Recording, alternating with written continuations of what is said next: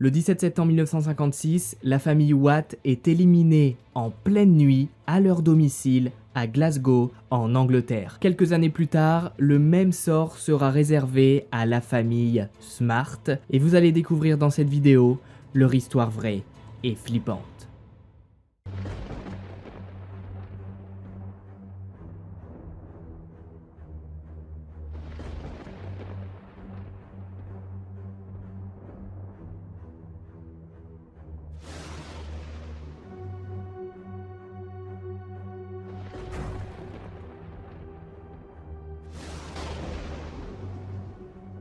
Salut à toutes, c'est Mike Skies. Aujourd'hui on se retrouve pour une nouvelle histoire à la fois vraie et flippante dans laquelle je vais vous raconter les histoires de la famille Watt et Smart. Et vous allez voir que d'habitude quand vous dormez la nuit, sous votre couette, enfermé chez vous, vous vous sentez en sécurité.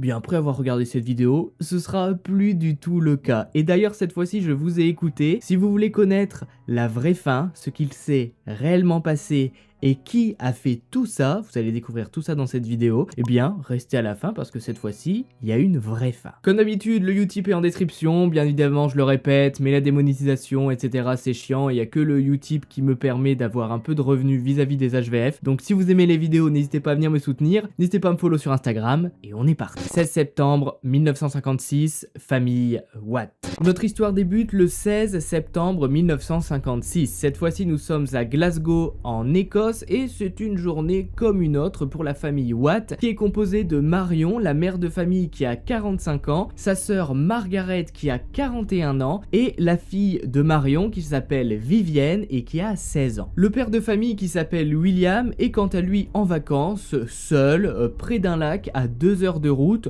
parce que voilà, il avait envie de se retrouver un peu seul, loin du boulot, loin de la famille et il avait envie de se retrouver avec lui-même et donc il fait de la pêche près du lac. La famille n'a pas de soucis particuliers, c'est une famille réellement sans histoire, pas riche, pas pauvre, la famille travaille, étudie, bref, rien à dire de ce côté-là, mais malheureusement, en ce soir de 16 septembre 1956, ils sont très loin de se douter qu'un homme rôde depuis plusieurs jours dans le quartier et que cette nuit, ils vont vivre réellement un enfer. Au soir du 16 septembre, Marion, Margaret et Vivienne éteignent alors une dernière fois la lumière de la maison, se couchent, ferment les yeux et à ce moment-là, elles ne reverront plus jamais la lumière du jour. Leur nuit va alors durer éternellement. 17 septembre 1956. Au matin du 17 septembre 1956, les voisins sont très loin d'imaginer l'horreur qui s'est abattue pendant la nuit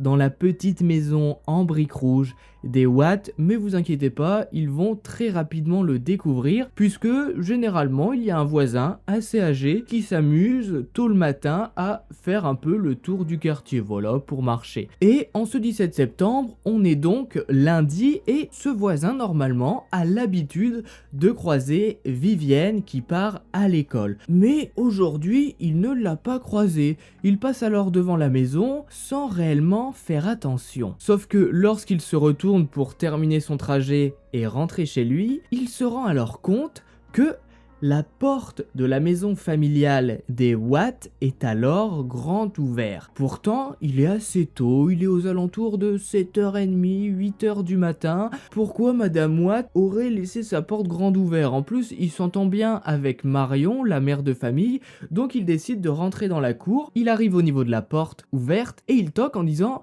« Madame Watt, c'est votre voisin ? Vous avez laissé la porte grande ouverte, ça va ?» Mais personne ne répond. Le voisin ose pas rentrer même si personne répond et il laisse la porte comme elle est. On sait jamais, peut-être que Marion est dans son jardin, il creuse pas plus et il rentre chez lui et il dit à sa femme la porte des voisins est grande ouverte, j'ai été voir, j'ai demandé, mais y a personne, c'est bizarre, pourtant Marion elle aurait pas laissé sa porte comme ça et puis j'ai pas croisé Vivienne qui allait à l'école. Donc la femme du voisin sort, elle va devant la maison, elle voit elle aussi la porte qui est ouverte. Et puis le couple de voisins se décide finalement à appeler la police. On sait jamais ce qui a pu se passer, peut-être un cambriolage, peut-être autre chose, mais il vaut mieux prévenir au cas où, même si c'est rien. Ça peut paraître bizarre de s'inquiéter comme ça, mais imaginez, vous vivez dans un quartier, vous connaissez un peu tout le monde, et super tôt le matin, vous voyez la maison d'une porte qui est super grande ouverte. Ça peut paraître bizarre quand même. Une équipe d'enquêteurs arrive alors rapidement sur place et au début ils pensent avoir affaire tout simplement à un cambriolage. Ils entrent alors dans la maison, s'annoncent et rapidement ils se rendent compte qu'il y a eu quelqu'un dans la maison il y a quelques heures. Compte qu'il y a quelques petits objets qui ont été bougés, enfin vous savez ça se voit quand quelqu'un a été là. Donc les enquêteurs se déplacent doucement dans la maison, il fait super froid, on est en plein mois de janvier, la porte est restée ouverte plusieurs heures, donc il y a vraiment une ambiance glaçante dans la maison, et en poussant l'une des premières portes qu'ils trouvent, ils entrent dans la chambre de Vivienne, qui semble être sous son drap. Mais le drap est taché d'une couleur rouge. L'enquêteur s'approche alors, soulève le drap, et il découvre alors Vivienne, inanimée, elle a pris une balle. Rapidement, les deux enquêteurs sur place qui étaient là à la base, sûrement peut-être pour un cambriolage, appellent alors du renfort et continuent à chercher dans la maison mais en faisant très attention. Si quelqu'un les attend avec une arme, il va falloir être prêt. Ils finissent par arriver dans la chambre familiale et ils trouvent alors à leur tour Margaret et Marion. Tous deux sont également inanimés et tous les deux ont également pris une balle. Le père, William, qui est actuellement en vacances à 2 heures d'ici, est le seul survivant du massacre. Très vite, les premiers experts arrivent sur les lieux et la maison est bouclée. Les premières constatations sont formelles, ce n'était pas un cambriolage. Quelqu'un est entré dans la maison et il a fait ça de sang-froid. La personne qui a fait ça n'a rien volé et à la fin du crime, elle a même pris le temps de s'allumer une cigarette et de faire tomber les cendres sur le tapis du salon. C'est terrifiant et très rapidement les enquêteurs se posent alors une question. Quel est le motif du crime? Et qui a pu faire ça à une famille qui est complètement sans histoire? William, lorsqu'il apprend la nouvelle, il est alors dans sa chambre d'hôtel et des policiers débarquent. Il s'effondre, il est en pleurs, il est terrorisé, il est choqué. Il ne comprend pas ce qu'on lui dit. Sa femme, sa fille et la sœur de sa femme ont été assassiné. Mais William va se montrer très rapidement très étrange puisque le même jour il est alors rapatrié à Glasgow pour que les policiers puissent l'interroger, connaître la vie de la famille, l'histoire de la famille, les potentiels ennemis qu'aurait pu avoir la famille. Et William pendant le trajet va très vite se ressaisir. C'est-à-dire que bon bah voilà il va quand même pleurer quelques minutes, faire l'homme qui est extrêmement triste, mais dans la voiture il va se mettre à parler de la pluie et du beau temps avec les policiers pendant 2 heures en disant oh voilà moi j'étais en vacances, alors j'ai pêché des gros poissons et puis l'hôtel il était vraiment sympa. Et ça va assez choquer les policiers puisque normalement le trajet aurait dû être malaisant, il aurait dû avoir un blanc, un vide, aucune discussion. L'homme vient quand même de perdre une très grosse partie de sa famille. Mais non, William est décontracté. Les policiers qui cherchent alors le mobile du crime vont donc naturellement se focaliser sur William et ils vont découvrir que William a plusieurs fois été infidèle. Et si le mobile du crime était tout simplement une double vie. À partir de là, tout s'enchaîne. Sur les draps de la chambre d'hôtel de William, on retrouve du sang. 2 témoins diront également qu'ils ont vu William, avec sa voiture, prendre le ferry pour rejoindre l'autre côte. Ce sont des preuves quand même plutôt lourdes, il faut avouer, et quand les policiers vont exposer tout ça à William, il va péter un câble, il va dire « Mais comment vous osez m'accuser de ça? Pourquoi j'aurais fait ça? Non, je n'avais pas de double vie, oui j'ai été infidèle quelquefois, mais j'aurais jamais pu faire ça. Mais malheureusement, malgré que William nie absolument tout, vous savez, quand vous êtes suspect pour la justice, généralement dans une enquête, les policiers, lorsqu'ils trouvent quelque chose, décident de s'enfoncer dedans et de creuser au maximum. Et donc, rapidement, William est alors arrêté pour qu'il ne puisse pas détruire des preuves ou s'enfuir. Il est alors jeté en prison et la situation est très mauvaise pour lui puisque les policiers ont tout de même quelques preuves et au point où il en est, il est parti pour avoir la peine capitale. Mais du coup, est-ce que William est vraiment coupable dans cette affaire? Eh bien, son avocate qui s'appelle Laurence va alors quant à elle emmagasiner des preuves. Tout d'abord, William a dit que le sang qu'il y avait sur son drap de la chambre d'hôtel était là simplement parce qu'il s'était coupé en se rasant. Effectivement, ça arrive et c'est un bon argument. Laurence va alors retourner interroger les témoins qui ont dit avoir vu William avec sa voiture sur le ferry. Sauf que en fait, les témoins disent avoir vu William, mais ils décrivent une voiture qui n'appartient pas du tout à William. Mais tout va basculer lorsque, quelques mois plus tard, Laurence va recevoir une lettre d'un certain Peter Manuel qui est en prison depuis seulement quelques semaines pour vol. Ce Peter Manuel écrit une lettre en disant « Ce n'est pas William qui a fait ça, moi je connais celui qui a fait ça et pour vous le prouver, voilà quelques détails de la maison et de ce qui s'est passé. » Et dans la lettre, Peter parle alors de tout. Il décrit les meubles, les photos de famille, ce qu'a subi Vivienne. Tous ces détails n'ont pas été dits par la police à l'époque et donc Laurence, devant cette lettre, va immédiatement demander la libération de William. Bien évidemment, elle va d'abord se renseigner sur Peter Manuel, qui a donc à l'époque 29 ans et qui purge une peine de prison pour vol. En effet, Peter a l'habitude de voler depuis ses 16 ans et il a également tendance à forcer les filles, si vous voyez ce que je veux dire. Elle découvre également que Peter a été soupçonné dans ce crime puisque ça aurait très bien pu être un cambriolage qui a très mal tourné.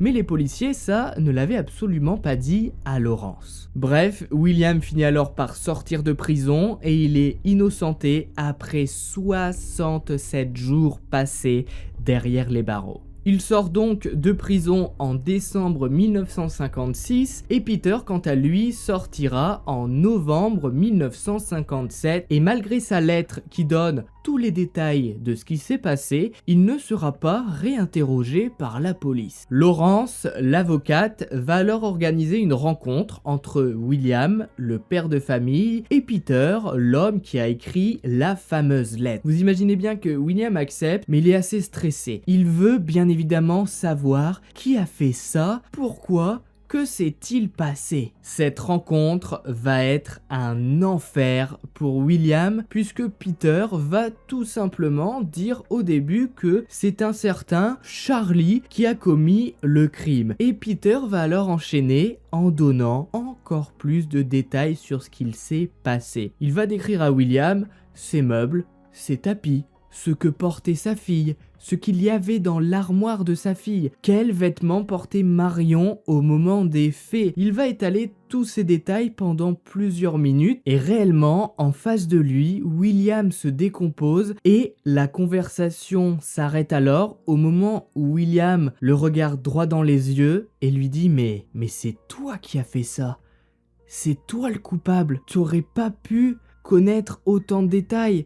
Même si quelqu'un te l'avait dit, t'aurais pas pu connaître, t'aurais pas pu enregistrer autant de détails, sauf si tu étais vraiment... » Et là, Peter sourit et il dit « Non, c'est pas moi ». Et il s'en va. Mais malheureusement, une autre famille va vivre le même horreur et cette fois-ci, il n'y aura pas de survivants. 6 janvier 1959, famille Smart. Nous voilà donc dans la deuxième partie de notre histoire. Partie dans laquelle tout va basculer et dans laquelle un homme va faire une erreur qui va provoquer sa chute. La famille Smart est une famille anglaise qui vit à Uddingston, petit quartier résidentiel qui se situe à 19 minutes à peine de la résidence de la famille Watt. Ce petit détail a son importance quand on sait ce qui va se passer. Peter Smart, le père, a 45 ans et il est marié à Doris qui a 42 ans. Attention à ne pas confondre avec le petit poisson bleu de Nemo. Ils ont un fils, Michael, qui a 10 ans. En ce lundi matin, l'entreprise dans laquelle travaille Peter a appelé la police. En effet, ça fait plusieurs jours qu'ils n'ont pas de nouvelles de Peter et ce matin, Peter ne s'est pas présenté au travail. C'est très étrange puisque Peter a un bon poste, il travaille dans le génie civil, en gros il est chargé de faire en sorte que les bâtiments de la ville tiennent bien. Et ça lui est jamais arrivé de disparaître comme ça. Les enquêteurs prennent cet appel au sérieux et puis ils font alors d'abord un tour de voisinage. Ils toquent un peu dans les maisons les plus proches des voisins. Et la famille Smart a de la chance puisqu'elle s'entend très bien avec ses voisins. En effet, elle a passé le réveillon avec eux. Les voisins vont dire, bah écoutez, nous depuis le 31 décembre, 1er janvier, on n'a plus de contact avec eux. Et c'est vrai que ça fait 6 jours qu'on les a pas vus. D'habitude, on se saluait un peu comme ça à la fenêtre, on parlait dehors, on voyait la famille aller faire des courses. Mais là, ils ne sortent plus. On voit juste de temps en temps une lumière s'allumer, un rideau bouger, une fenêtre s'ouvrir derrière un rideau, mais rien d'autre. Plus personne ne sort. Et depuis 6 jours, personne n'a non plus relevé le courrier. Le facteur dira alors à un voisin cette phrase: il y a un silence de mort là-dedans. Ha, ha, ha. Les enquêteurs décident alors de toquer au domicile de la famille Smart. Il est alors aux alentours de 11h et une fois de plus, personne ne répond. Ni le père, ni la mère, ni le fils. Comme s'il n'y avait personne dans la maison. Les voisins disent avoir vu des rideaux bouger. Pourquoi ils disent avoir vu des lumières s'allumer? Bref, le sergent présent sur place prend la responsabilité de forcer la porte. La porte est forcée. Elle s'ouvre et les enquêteurs rentrent alors dans la maison qui n'a pas l'air d'avoir bougé. On est alors le 6 janvier, les décorations de Noël sont toujours là, la maison est propre, mais certains tiroirs ont été ouverts. Ils découvrent dans la cuisine une boîte de saumon qui a été fraîchement ouverte et mangée, comme si quelqu'un avait été là cette semaine. Sans vous mentir, je vais pas vous le cacher, lorsque les enquêteurs commencent alors à arriver dans le salon, ils sentent une odeur bien significative. L'odeur de la mort, une odeur que seuls ceux qui ont déjà senti peuvent reconnaître. Les enquêteurs avancent alors dans la maison et quelques minutes plus tard, ils vont découvrir Peter, Doris, Michael, tous les trois assassinés par balle.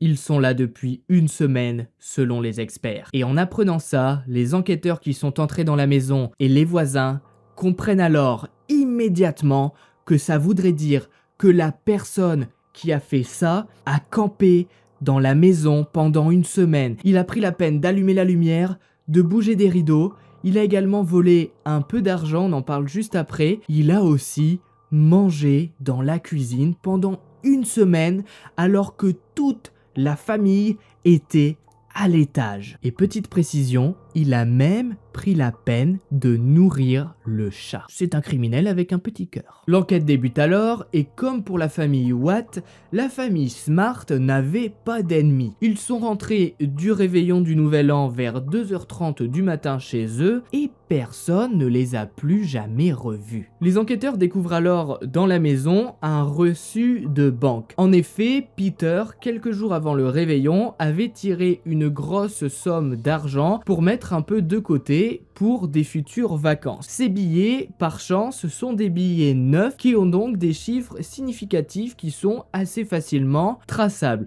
Donc, il suffirait, par chance, que ce soit aujourd'hui ou dans quelques semaines, de tomber sur un potentiel voleur ou une potentielle personne qui a payé avec ces billets. Bien évidemment, ça risque quand même de prendre du temps, mais c'est un élément à prendre en compte. Vous imaginez bien que les enquêteurs vont tout de même faire le rapprochement concernant entre la famille Watt et la famille Smart qui habitent donc à seulement 20 minutes chacune et qui ont vécu la même horreur. Ils vont donc réouvrir le dossier de la famille Watt et éplucher un peu tous les détails de l'enquête d'il y a 2 ans et quelques. Ils vont alors découvrir dans ce dossier qu'un certain Peter Manuel avait envoyé une lettre avec énormément de détails concernant le crime qu'a subi la famille Watt. En effet, ce Peter est donc, comme je vous le disais, un voleur récidiviste et les policiers vont creuser de ce côté-là. Le 14 janvier 1958, les enquêteurs obtiennent un mandat de perquisition pour se rendre chez le père de Peter Manuel, puisque Peter vit donc chez son père avec sa sœur. Les enquêteurs fouillent alors rapidement la chambre de Peter.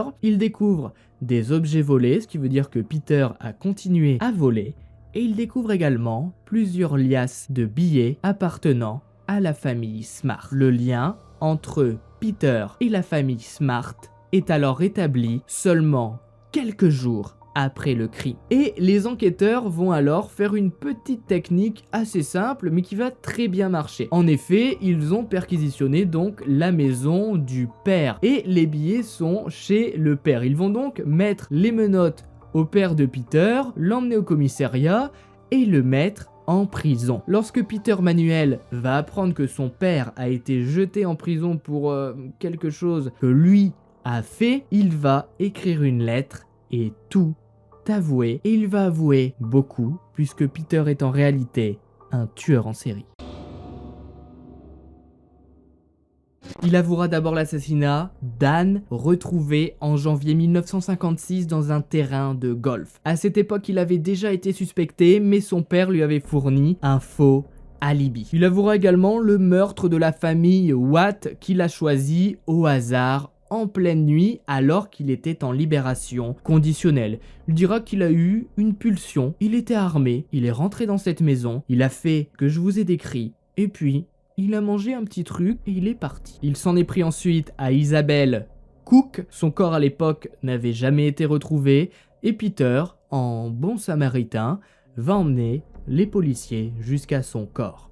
Ensuite, il s'est alors mis à attaquer la famille Smart. Il explique alors son mode opératoire. Il dira aux policiers qu'il s'amusait à entrer par les fenêtres ou par les portes lorsqu'elles étaient mal fermées et que c'était pour assouvir des pulsions. Il avait envie d'entrer dans ces maisons et de commettre ce qu'il a fait. Une fois dans les maisons, il prenait son pistolet, éliminait la famille et généralement il avait pour habitude de manger un peu dans les placards. Il volait pas systématiquement, seulement quand il y avait un peu d'argent ou 2-3 choses, mais c'était pas toujours le cas. Il confirmera qu'il est bien resté plusieurs jours dans la maison de la famille Smart qui a été éliminée sur les coups de 6h du matin le 1er janvier. Effectivement, il a mangé dans la cuisine et il dira aux policiers avec un léger sourire que il a pris énormément de plaisir à payer avec les billets de monsieur Peter Smart, puisque lorsqu'il payait, il savait comment il avait eu les billets, il savait où était son propriétaire, il était en haut dans la chambre avec une balle, et le commerçant n'en savait rien et Peter, ça l'excitait beaucoup. Selon les experts, Peter était un psychopathe, mais il était bien conscient de tout ce qu'il faisait.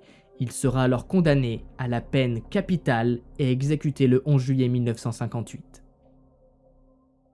Faut quand même se rendre compte que Peter, en environ 2 ans, a donc fait au total 8 victimes en seulement 2 ans. Imaginez tout ce qu'il aurait pu faire s'il ne s'était pas fait prendre si rapidement. Si vous avez regardé la vidéo jusqu'au bout, mettez pauvre famille en commentaire. Bien évidemment, je le redis, je vais pas non plus vous supplier, mais c'est vrai que ça m'aide énormément, donc n'hésitez vraiment pas à venir me soutenir sur YouTube en regardant une petite pub. N'hésitez pas à me suivre sur Instagram et Twitter, je suis extrêmement actif. C'est Max Guys, on se retrouve très bientôt pour de prochaines histoires à la fois vraies et flippantes. Et puis,